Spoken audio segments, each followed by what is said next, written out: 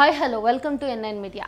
India Pakistan వ్యవహారాల్లో తలదూరిస్తే America నోరు మూసుకొని కూర్చోదు, ఇండియాకు తగిన గుణపాఠం చెప్తాం అని రిచర్డ్ నిక్సన్ అన్నారు, అప్పటి అమెరికా అధ్యక్షుడు.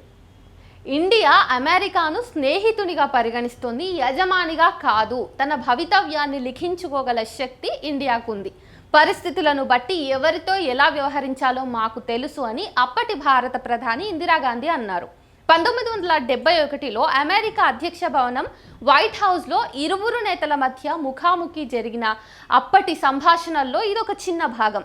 దీని తర్వాత జరగవలసిన భారత అమెరికా సంయుక్త పత్రికా సమావేశాన్ని ఏకపక్షంగా రద్దు చేసి ఇందిరాగాంధీ తనకే సాధ్యమైనటువంటి టీవీతో వైట్ హౌస్ నుంచి బయటకు వచ్చారు.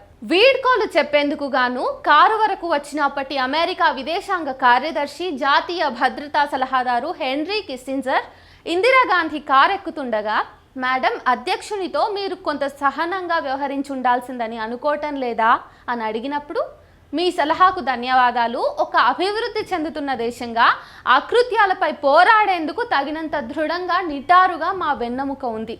వేల మైళ్ళ దూరం నుండి ఏ దేశాన్నైనా శాసించే రోజులు గతించాయని మేము రుజువు చేస్తామని ఇందిరాగాంధీ అన్నారని హెన్రీ కిస్సింజర్ తన ఆత్మకథలో రాశారు.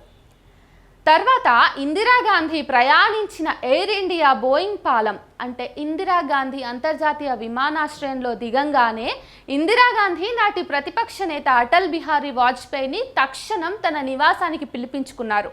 ఆ తర్వాత ఏం జరిగిందో తెలుసా? 1 గంటల ఏకాంత చర్చల అనంతరం వాజ్పేయి హడావిడిగా వెళ్ళిపోయారు. ఆ తర్వాత తెలిసింది, ఐక్యరాజ్య సమితిలో భారత్కు వాజ్పేయి ప్రాతినిధ్యం వహించనున్నారని.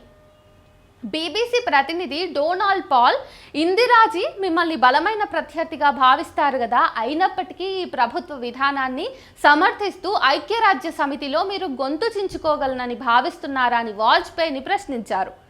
దానికి వాజ్పేయి, ఒక తోటలో గులాబీ ఉంటుంది, ఒక లిల్లీ కూడా ఉంటుంది, రెండూ తానే అందమైన దాన్నని అనుకుంటాయి.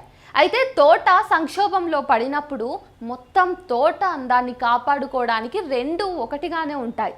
తోటను కాపాడుకునేందుకు ఈరోజు ఇక్కడికి వచ్చాను. ఇదే భారత ప్రజాస్వామ్యం అని వాజ్పేయి సమాధానం. తర్వాతి చరిత్ర మనకు తెలిసిందే. అమెరికా పాకిస్తాన్కు 270 పాటన్ ట్యాంకులు పంపింది. ప్రపంచ మీడియా ప్రతినిధులను పిలిచి తమ ట్యాంకులు ప్రత్యేక సాంకేతిక పరిజ్ఞానంతో తయారు చేసినవని చెప్పేసి, అందువల్ల వాటిని ధ్వంసం చేయడం సాధ్యం కాదని ప్రదర్శించుకుంది. అమెరికా ఆంతర్యం విదితమే. ఇండియాకు మరే దేశము సహాయం చేయకూడదని ప్రపంచ దేశాలకు అదొక హెచ్చరిక.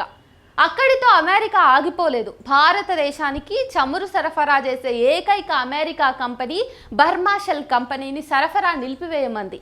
భవిష్యత్తులో కూడా భారత్తో వ్యాపారం చేయరాదని శాసించింది. తర్వాతి చరిత్ర ఎదురు తిరగటమే. ఇందిరాగాంధీ అద్భుత దౌత్యనీతి వల్ల యుక్రెయిన్ నుండి చమురు సరఫరా జరిగింది. ఒకరోజు యుద్ధంలోనే 270 ట్యాంకులు ధ్వంసమయ్యాయి. ధ్వంసమైన ట్యాంకులను ఇండియాకు తెచ్చి ప్రదర్శించారు. రాజస్థాన్లోని మండే ఎడారులు అమెరికా ప్రతిష్ట భంగపాటుకు నేటికి సాక్షిభూతంగా నిలుస్తాయి. 18 రోజుల యుద్ధం 1.5 లక్షల పాకిస్తానీయులను యుద్ధ ఖైదీలుగా పట్టుకోవటంతో ముగిసింది. లాహోర్ జైలు నుండి ముజిబుర్ రెహమాన్ విడుదలయ్యారు. మార్చి నెలలో బంగ్లాదేశ్ను స్వతంత్ర దేశంగా గుర్తిస్తూ ఇందిరాగాంధీ పార్లమెంట్లో ప్రకటించారు. వాజ్పేయి ఇందిరాగాంధీని దుర్గామాత అని సంబోధించారు. ఈ సంఘటనలు దీర్ఘకాలిక ప్రయోజనాలు కల్పించాయి. ఇండియా సొంత చమురు సంస్థ ఇండియన్ ఆయిల్ రూపుదిద్దుకుంది. ఒక బలమైన దేశంగా ఇండియా ప్రపంచానికి చాటి చెప్పింది. అలీన దేశాల కూటమిని ఇండియా ముందుండి నడిపింది. ఈ కూటమికి తిరుగులేని నాయకుడిగా రూపొందించింది.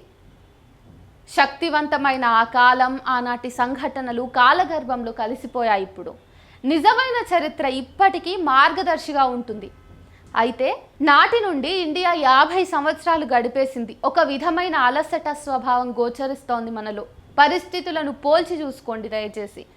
ప్రస్తుత రాజకీయాలకి నాటి రాజకీయాలకి ఉన్నటువంటి తేడాలేంటి గుర్తించి మీరు నిర్ణయం తీసుకోవాల్సిన అవసరం ఉంటుంది.